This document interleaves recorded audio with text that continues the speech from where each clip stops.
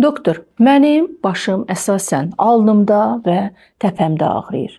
Alnım sıxılır, başım sıxılır. Sanki mənə elə gəlir ki, başımı bir kəndirlə bağlayıb sıxırlar. Bu məndə yəqin ki, miqren ağrılardır. Xeyr, əziz tamaşaçılar, bu sizdə miqren ağrıları deyil, bu sizdə gərginlik ağrılarıdır.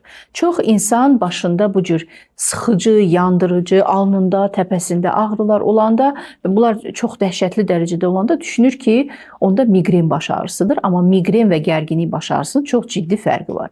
Birincisi, gərginlik baş ağrısı bilateral olur.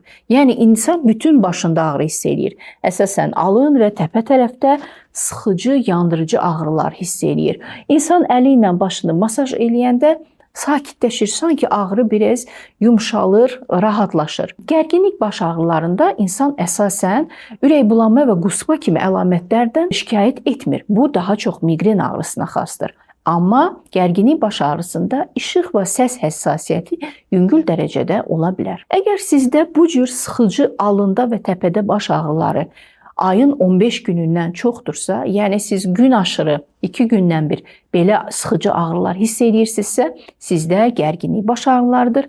Bunun müasir müalicə yolları stressdən azad olmaq, meditasiya etmək, relaksasiya etmək, depressiyanı aradan qaldırmaq və xüsusi biopunktura, blokada adlanan müasir müalicələrlə, əzələlərə vurulan xüsusi iynələrlə biz sizi bu xroniki ağrılardan tam azad edə bilərik.